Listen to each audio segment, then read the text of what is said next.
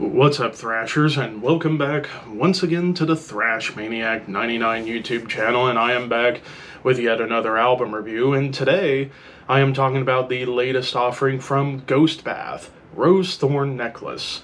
This also came out on May 9th, this time once again on Nuclear Blast Records, so back-to-back Nuclear Blast reviews, so I think that's a first, but regardless.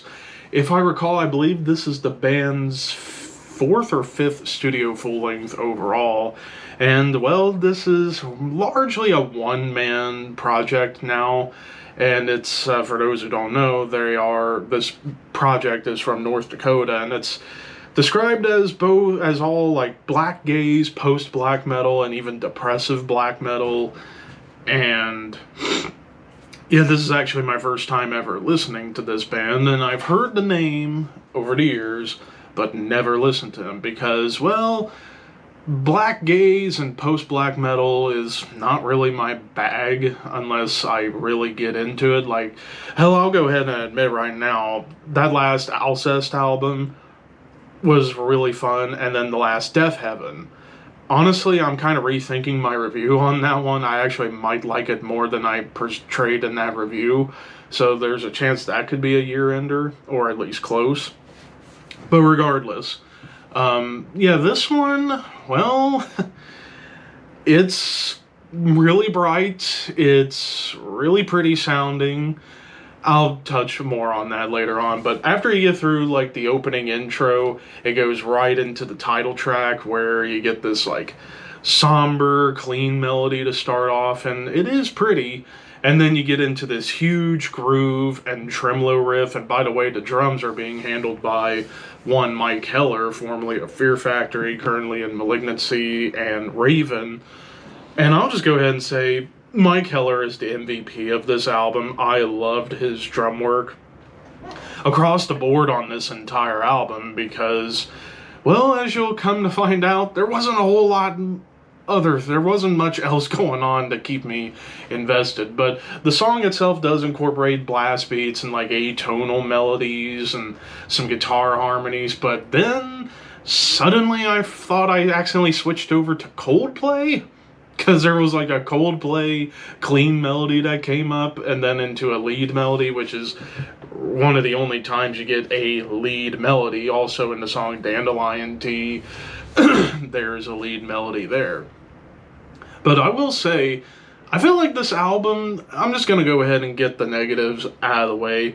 I felt like I was misled by this album. Like, here I was expecting it to be this murky, dark, somber sounding black metal album, or at least within post black metal and blackgaze, and even looking at the song titles and reading some of the lyrics, like in tracks like Well I Tried Drowning, Thinly Sliced Heart Muscle, Vodka Butterfly, Needles and Throat Cancer, I was expecting some dark, murky, somber stuff.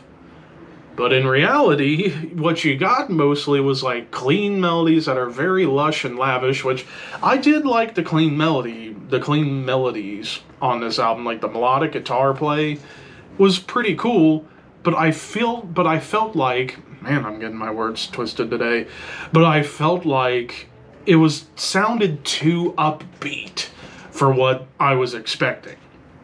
Like, apart from Well I Tried Drowning, you do get some like more colder, dissonant, blackened riffs and blasts. But again, you still get like clean riffs that show up. But probably the heaviest moment on the entire album is the chuggy riff that comes in towards the end of the song. And then you get into synths, and synths really take over a lot of this album, and it was a little too much, and also at times sounded like it didn't even fit at certain points. Like in particular, I would say in Vodka Butterfly, you get like noise in the beginning, and then you get like a blast and tremolo melody before you get these weird synths that go wild and just do not fit the songs whatsoever. They just don't fit on here. And then also, I'll go back and trickle back to the song Dandelion Tea. This one does get a little bit heavier. Well, after a clean melody, it turns into kind of a doom song, and there is a galloping chug going on.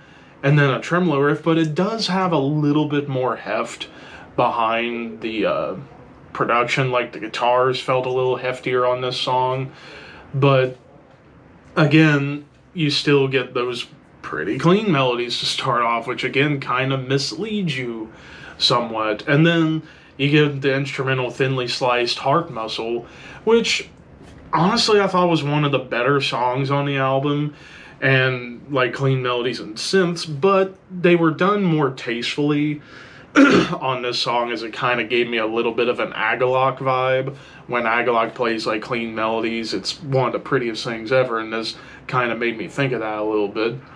But then you also get into songs like Stamen and Pistol, where you get some somber moments here, but it just kind of gets cut off by these weird screams in the background, and it kind of drones on. And it was the longest song of the album at a little over 5 minutes, and the album as a whole isn't that long. It's like only a little over 35, but I felt like a lot of these songs really dragged, and it kind of made this album feel longer than it needed to be.